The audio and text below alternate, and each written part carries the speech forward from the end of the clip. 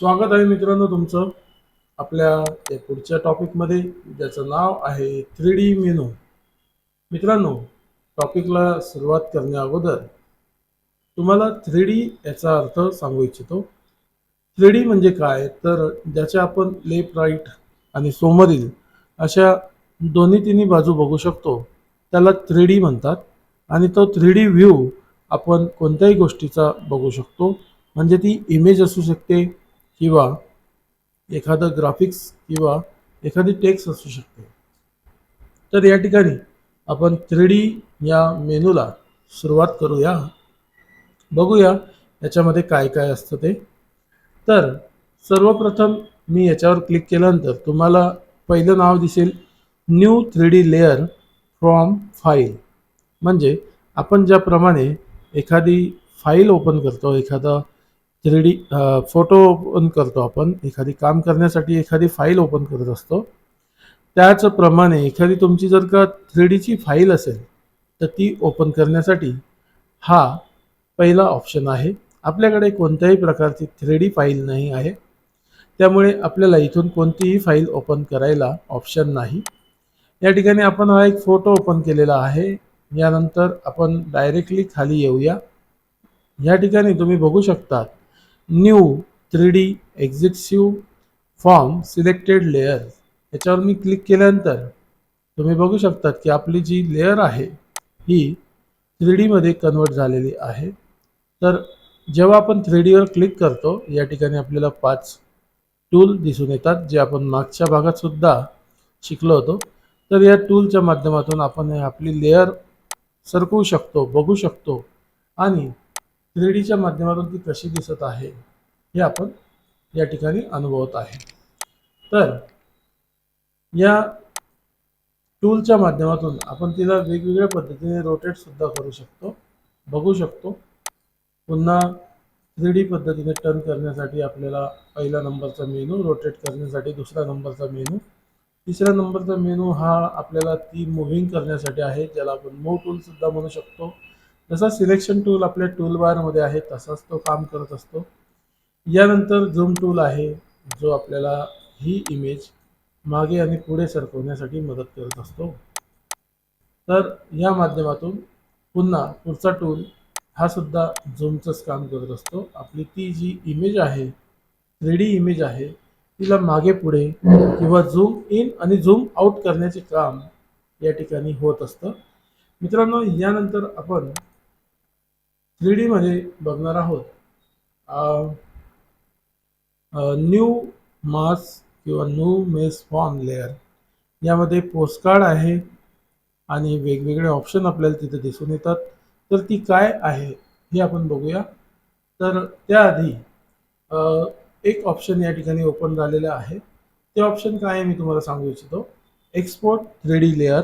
म्हणजे आता ही जी लेअर आहे किंवा हा जो फोटो आहे, आपण 3D मध्ये कन्वर्ट केला किंवा 3D केलेला आहे आणि हे आपलं काम जर का पूर्ण झालं असेल तर आपण या फोटोला सेव्ह करू शकतो, एक्सपोर्ट करू शकतो. त्यासाठी आपण इथं क्लिक करून त्याला 3D मध्ये कुठेतरी सेव्ह करू शकतो आणि अशा पद्धतीने तो एक्सपोर्ट करता येतो. मग पुन्हा तो एक्सपोर्ट झालेला फोटो तुम्हाला पुढील काम करण्यासाठी जर ओपन करायचा असेल तर new 3D layer form file यामधून आपण तो ओपन करू शकतो. तर अशा पद्धतीने हा आपण 3Dचा एक भाग बघितला. यानंतर मी हा फोटो क्लोज करतो, पुन्हा दुसरा फोटो ओपन करतो. या ठिकाणी तुम्हाला मी काही ऑप्शन दाखवू इच्छितो. ते ऑफ आहेत आणि ही सर्व ऑप्शन वेगवेगळ्या पद्धतीने ओपन होत असतात, म्हणजे त्यांचा उपयोग त्या त्या पद्धतीने होत असतो.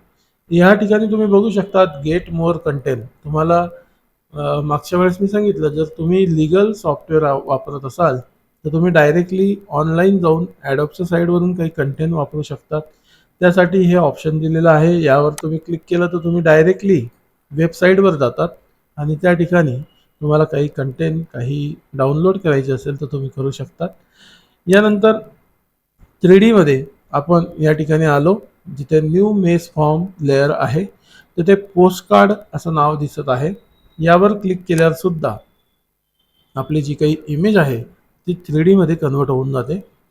परंतु तुम्ही तिला आता बघू शकतात, मी हिला रोटेट करतो तर या ठिकाणी मागच्या 3D मध्ये जसा चौकोनी बॉक्स दिसत होता तसा बॉक्स मात्र नाही, तर प्लेन ती लेअर दिसत आहे आणि तिला आपण फिरवू शकतो. तिला आपण हॉरिझॉन्टल व्हर्टिकल असं टर्न करू शकतो. अशा पद्धतीने ती रोटेट सुद्धा होऊ शकते या टूलच्या माध्यमातून. तर हे ऑप्शन आपल्याला पोस्ट कार्ड मध्ये मिळत असतं. यानंतर 2 नंबरचा जो भाग आहे मेस प्रेसिट, तर यामध्ये विविध प्रकारचे प्रेसिट दिलेले आहे. प्रेसिट त्यांची नावं आहेत कोन, क्यूब, पुन्हा सिलेंडर, डोनट, हार्ट असे वेगवेगळे नाव त्या ठिकाणी आहेत.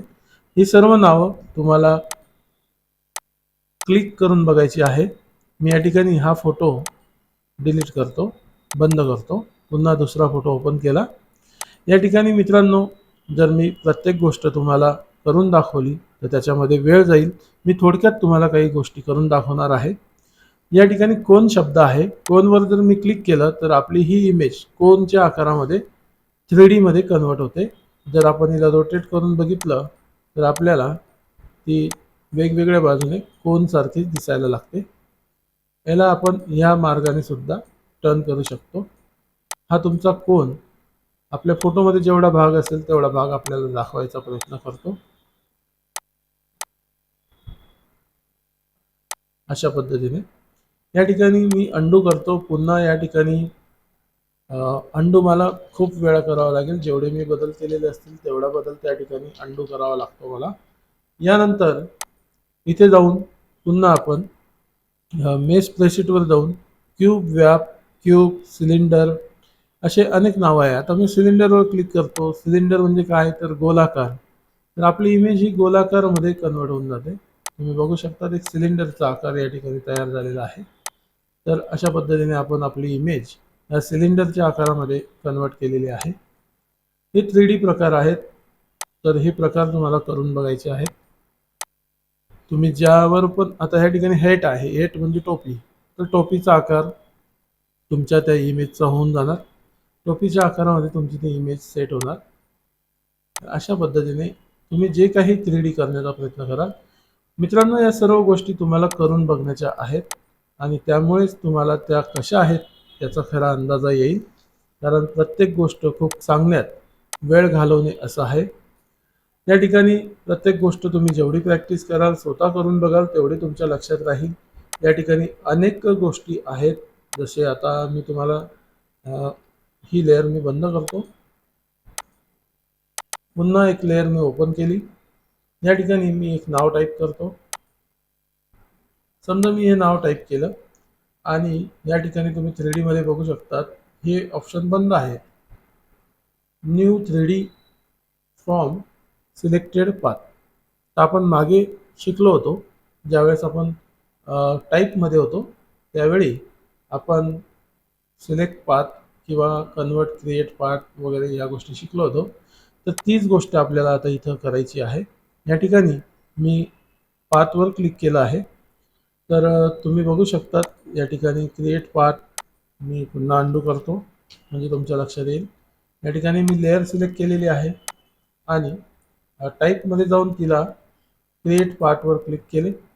आता मी जो टेक्स्ट होता तो खाली घेऊन घेतला आणि जी काही आपली आता सिलेक्शन पाथ आहे लेअरचा किंवा टेक्स्टचा, त्या पाथसाठी मला या ठिकाणी पाथ सिलेक्शन टूल घ्यायचा आहे. हा पाथ सिलेक्शन टूलच्या माध्यमातून मी कोणताही एक लेअर किंवा एक टेक्स्ट, एक अक्षर सिलेक्ट करू शकतो किंवा पूर्ण नाव सुद्धा सिलेक्ट करू शकतो आणि ते सिलेक्ट केल्यानंतर मी त्याचा 3D मध्ये कन्व्हर्शन करू शकतो. आता तुम्ही बघू शकता की मी पाथ सिलेक्ट केल्यानंतर या ठिकाणी ऑप्शन ऑटोमॅटिकली ऑन झालं आहे.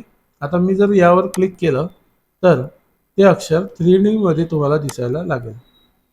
जो पाथ होता सोडलेला तो पाथ ऑटोमॅटिकली 3D टेक्स्टमध्ये कन्वर्ट झालेला आहे. म्हणजे ज्यावेळी तुम्हाला पाथपासून 3D बनवायचं असेल त्यावेळी हे ऑप्शन यूज करत असतात. त्यानंतर दुसरं या ठिकाणी 3D जे करंट सिलेक्शन आहे ते काय काम करतं हे बघूया.